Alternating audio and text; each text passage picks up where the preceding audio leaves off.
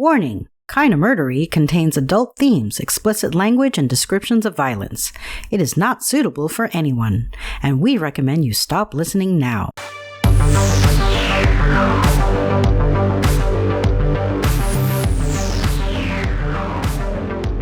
True crime with a dash of the paranormal, the garish, the strange, and the darkly comic. A podcast that's about more than just murder. It's my very own pocket dimension, home to a curated collection of bizarre and compelling stories. The unsolved, the unsettling, and the unbelievable. I cover it all, just so long as it's kinda murdery. That's right, everybody. You've just heard 100% verifiable information. I am Zevin Odelberg, and this is Kinda Murdery. Now, you may think you know the story of Goodfellas, who was involved, and what really happened, but do you? Do you actually? Does anyone? And while you may know the story of Goodfellas, you haven't heard the Kinda Murdery version of the real crime yet, and I think you're gonna want to now. So, if you're ready, please join me as we uncover what truths we can and solve what mysteries we may. Kinda Murderies, Bad Fellas, Cocaine, Chaos, and the legendary Lufthansa Heist starts now.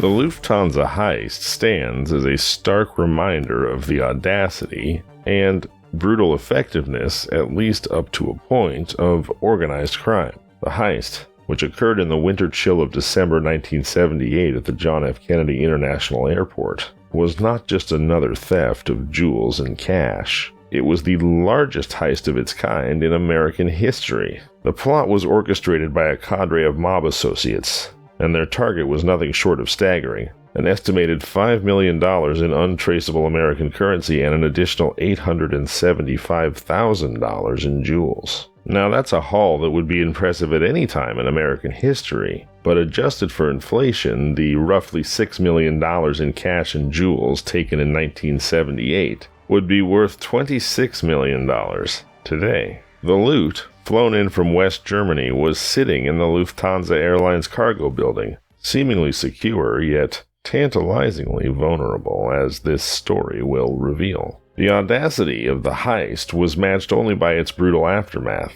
In the years that followed, a bloodbath ensued within the criminal underworld. The architects of the heist, perhaps driven by paranoia, greed, or a twisted sense of self-preservation, began to eliminate anyone who could tie them back to the crime. The purge was ruthless and indiscriminate, leaving a trail of bodies, each a silenced witness to the heist, for if mobsters and pirates share one piece of wisdom, it's that dead men tell no tales. Now, 4 decades later, the shroud of mystery still lingers. The few who survived the ensuing bloodbath managed to evade justice, slipping through the fingers of law enforcement. Their survival speaks to a combination of luck, cunning, and a code of silence, or omerta, that is as old as organized crime itself. The Lufthansa Heist exposes the dark underbelly of the American dream, where ambition and avarice collide with fatal consequences.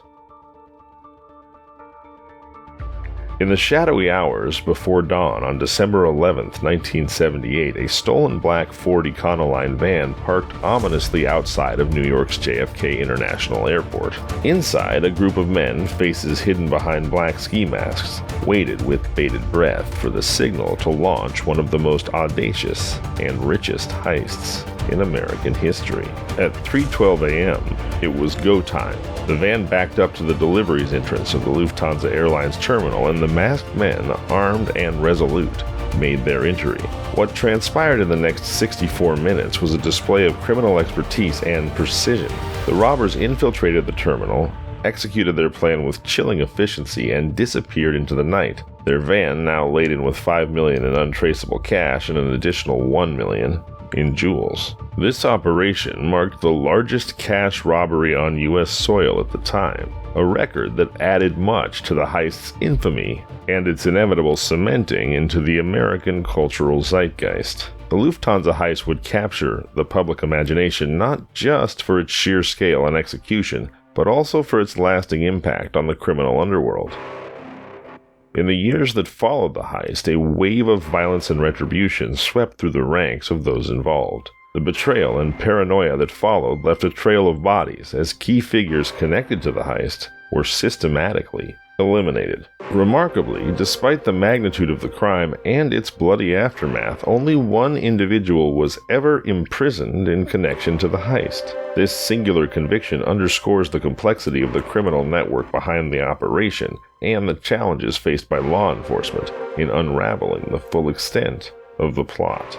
Just over a decade later, the story of the Lufthansa heist would be etched forever into popular culture through Martin Scorsese's 1990 film Goodfellas, which dramatized the events and characters involved, and offered a glimpse into the intricate web of loyalties and betrayals within the world of organized crime. However, the Lufthansa heist was a crime emblematic of its era, and indeed it seems implausible in today's world, marked by advanced security and surveillance technologies. However, in the New York of the 1970s, the landscape was vastly different, shaped significantly by the pervasive influence of the mafia. For this was a time when the American Cosa Nostra was at the apex of its power. This period, from the 1970s into the early 80s, represented a peak in criminal activity in New York City, much of it orchestrated under the aegis of the 5 families of the New York Mafia. These families, Bonanno, Colombo, Gambino, Genovese, and Lucchese, held sway over large swaths of the city.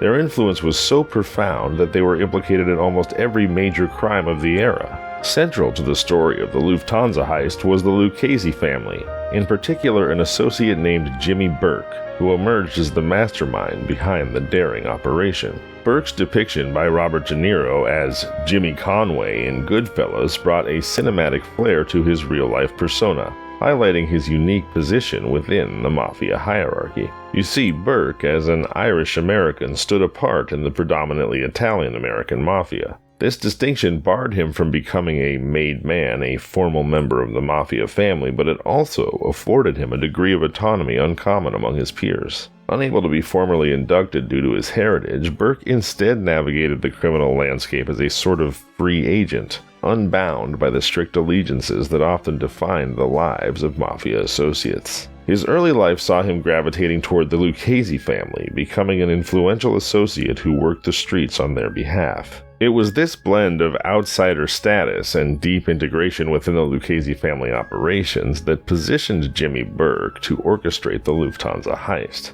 His role in the audacious robbery underscored not just his criminal acumen, but also the complex dynamics of mafia affiliations and the power structures during one of the most turbulent periods in New York City's criminal history.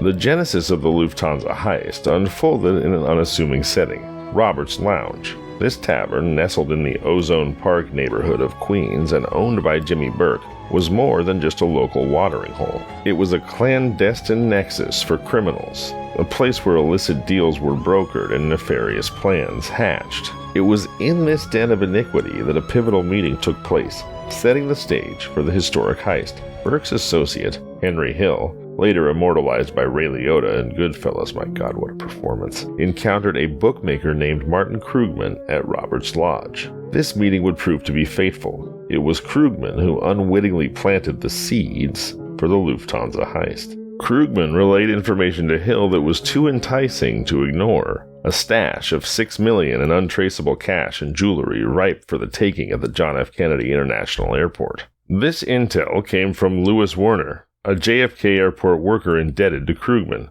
Werner had revealed that the Lufthansa Airlines terminal housed a vault used for transporting and storing large sums of currency. The cash, flown in monthly from West Germany, represented the accumulated monetary exchanges from servicemen and tourists. This regular influx of untraceable American currency was a tantalizing target. Jimmy Burke's interest was further piqued by the knowledge that such a heist was feasible. Werner himself had previously pilfered $22,000 from a Lufthansa vault. Sensing an opportunity of unprecedented scale, Burke agreed to orchestrate the heist for the Lucchese family. Over the ensuing months, a meticulous plan was crafted. Burke, Werner, Krugman, and the other associates, leveraging their knowledge of the airport's layout and security protocols, devised a strategy. Werner's inside information was invaluable. offering specifics on where to park, the optimal time for entry, and the duration of their stay inside the terminal. This planning phase marked the careful orchestration of what would become one of the most audacious thefts in American history. Each detail, from the timing to the logistics, was methodically plotted,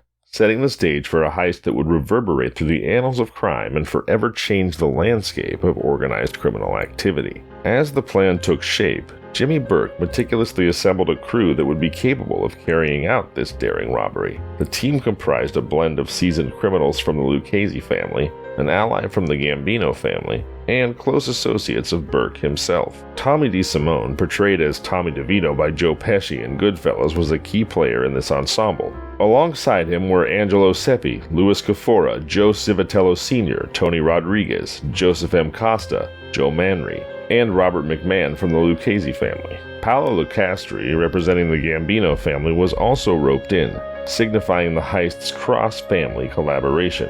Additionally, Burke's own son Frank and an associate named Parnell Stacks Edwards were chosen for crucial driving roles. The plan was precise. DeSimone, Seppi, Cafora, Civitello, Rodriguez, Costa, Manry, and McMahon, and Lucastri would execute the heist. They would operate in a stolen Ford Econoline van driven by Edwards. Frank Burke's role was equally crucial. He would be stationed outside the airport in a crash car, ready to intervene and obstruct any police vehicles that might threaten the operation.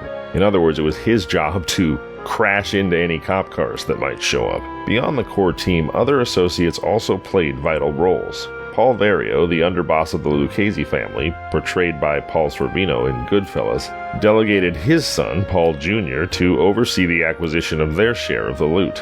Vincent Asaro, a crime crew chief from the Bonanno family, was also involved. Vincent's inclusion underscored the heist's territorial implications, as the crime would occur on Bonanno turf. Jimmy Burke, the orchestrator of this grand scheme, would oversee the operation from a distance. His role extended beyond the planning and execution. He was also tasked with managing the aftermath, ensuring that all loose ends were tied up, a responsibility that hinted at the darker aspects of the heist's fallout.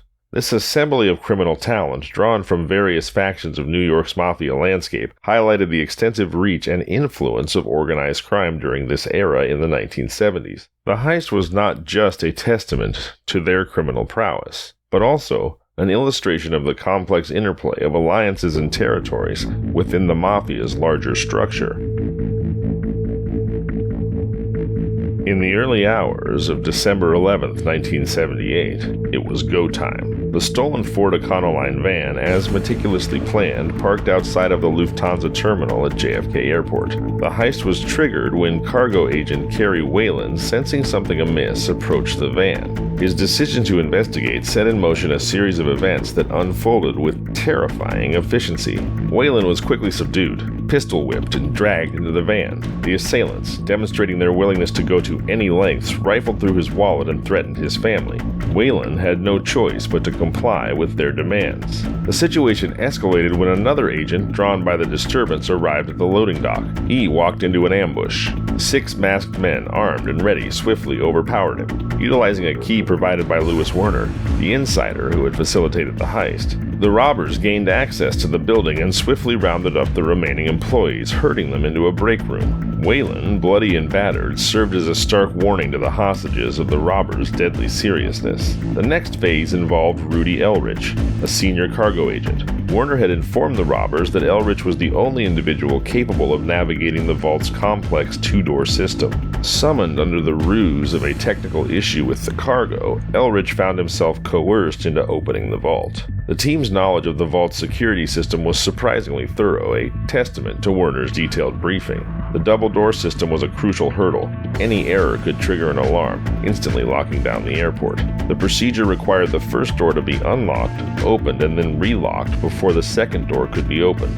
This process had to be reversed upon exit. To ensure everything went according to plan, the robbers had Elrich open the first door, and then wait with them in the chamber between the doors while they assessed the cargo.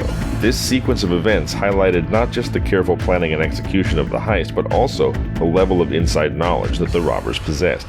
Each step was calculated to avoid detection and ensure a swift escape, painting a picture of a heist that was as meticulously orchestrated as it was brutally executed. In the tense moments within the Lufthansa terminal, the robbery reached its climax. Rudy Eldridge, coerced at gunpoint, lay prone on the ground, witness to the meticulous theft unfolding before him. The robbers, with clinical precision, sifted through cargo manifests, carefully selecting their targets. Out of the multitude of parcels, they earmarked about 40 for theft, each chosen for its value. With their loot identified, Eldridge was compelled to unlock the second door of the vault. The cargo, now destined to be part of one of the most significant heists in U.S. history, was methodically moved into the chamber and secured. The final act of the robbery was executed with the same cold efficiency that had marked its beginning. Once the outer door of the vault was unlocked, one of the assailants escorted Eldridge back to the break room, where he rejoined the other employees who remained under strict guard. By 4:16 a.m., the task was complete. All the selected cargo had been loaded into the waiting Econoline van. The Lufthansa employees, under threat of severe retribution against their families and loved ones, were instructed not to contact the authorities until 4:30 a.m. This directive provided Burke's men a critical 15-minute window to make their escape. Fearing for their own lives and the lives of the ones that they loved, the employees adhered to their captor's orders, waiting 14 minutes before raising the alarm. When they finally did call for help at 4:30 a.m., Burke's crew was nowhere to be seen. In those 64 minutes, the Lufthansa heist had been executed flawlessly. The crew had managed to abscond with an estimated $5 million in cash and an additional approximately $1 million in jewelry. The magnitude of the heist was unprecedented. And, for the moment, they had evaded capture. The heist not only demonstrated the ingenuity and audacity of Burke and his team, but also underscored the limitations of security measures at the time. The success of the operation, at least initially, would go on to become a legend in the criminal underworld, and a haunting reminder of the era's vulnerability to such organized crime activities. But then, the Lufthansa heist, which had been executed with such precision and cunning, was on the verge of unraveling due to a single, reckless mistake.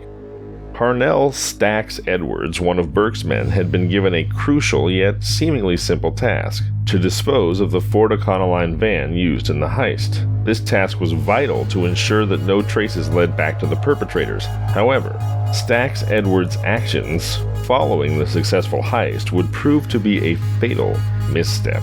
On December 13th, 2 days after the robbery, a seemingly innocuous event triggered the beginning of the unraveling. A police officer in Canarsie, Brooklyn, reported a large van parked illegally. The van's description matched the one provided by the Lufthansa employees. Sensing a potential lead, police investigators and fingerprint experts converged on the location, impounding what they believed to be the same vehicle spotted at JFK Airport. The forensic examination of the van led to a significant breakthrough. Fingerprints were identified as belonging to Parnell Edwards. This discovery inadvertently connected the heist to Burke's crew, a connection that would otherwise have remained concealed. However, Edwards would never face police questioning. He'd already been eliminated by Jimmy Burke, belying his nickname Jimmy the Gent by murdering Edwards for his blunder. Parnell Edwards' deviation from the plan was marked by a series of misjudgments. And misjudgments is putting it lightly, more like fatal errors. Instead of immediately taking the car to a car compactor in New Jersey as instructed, he decided to visit his girlfriend's house in Canarsie. His next decision, to indulge in marijuana, purportedly smoking 2 joints, then drinking a bunch of booze and doing cocaine, led Edwards to carelessly park the van in a no-parking zone and subsequently pass out, forgetting about the vehicle entirely.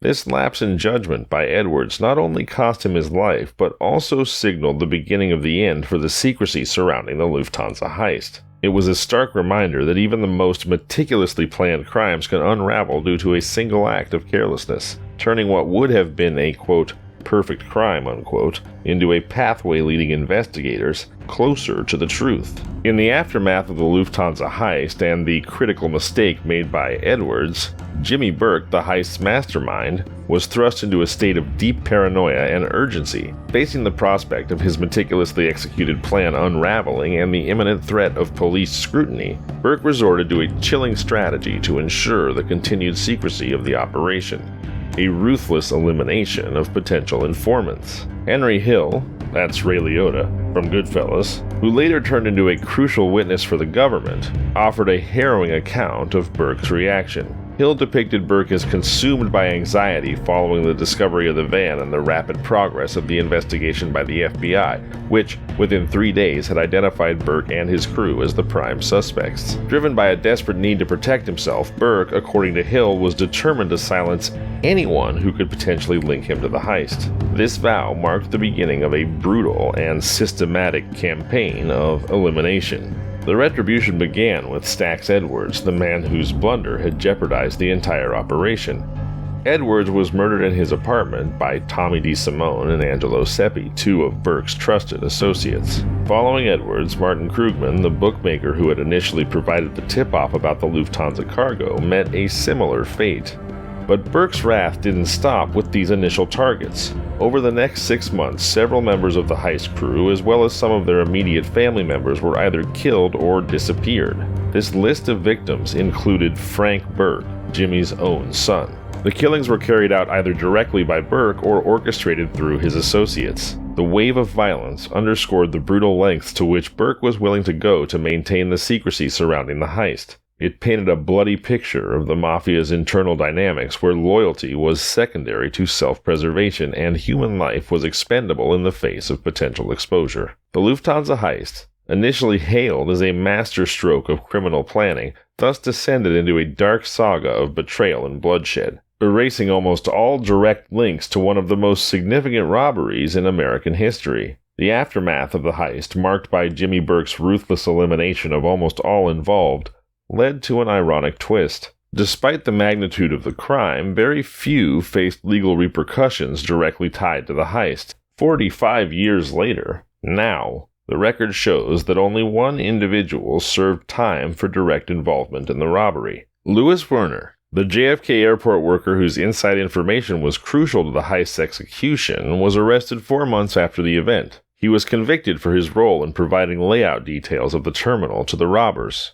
In May 1979, Werner received a sentence of 15 years in prison, a punishment that stood in stark contrast to the fates of his co-conspirators, most of whom met violent ends. Henry Hill, a key associate in the heist, found himself in a precarious position by 1980 when he was arrested for narcotics trafficking. Fearing that Jimmy Burke would eliminate him to prevent any possibility of cooperation with the authorities, Hill decided to become proactive. To do what he could to protect his life, he chose to become an informant. Hill's decision to collaborate with the FBI in exchange for protection marked a significant turning point. His extensive knowledge about Burke, Vario, and others within the mafia proved invaluable. His testimony led to several convictions, and for his own safety, Hill entered the witness protection program, effectively vanishing from the public eye. Both Paul Vario and Jimmy Burke, significant figures in the criminal enterprise, eventually faced imprisonment. However, their convictions were unrelated to the Lufthansa heist.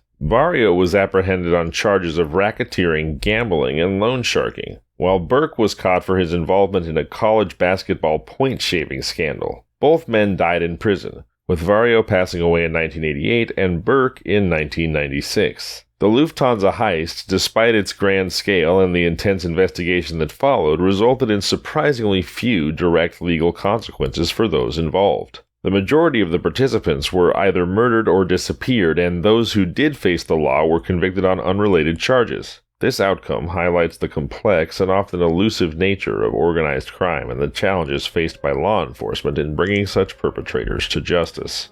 In 2014, a significant development occurred in the long-dormant case, with the arrest of Vincent Asaro, a reputed figure in the Bonanno crime family. This arrest came 36 years after the infamous heist at JFK Airport. Asaro, then 78 years old, faced trial in connection with the heist, stirring renewed interest in a case steeped in mafia lore and unsolved mysteries. However, his trial did not lead to a conviction for Asaro. Despite the charges, he staunchly denied any involvement in the heist, a claim that was supported by Henry Hill, before Hill's death in 2012. The outcome of the trial was Asaro's acquittal on all charges related to the Lufthansa heist, leading to his release.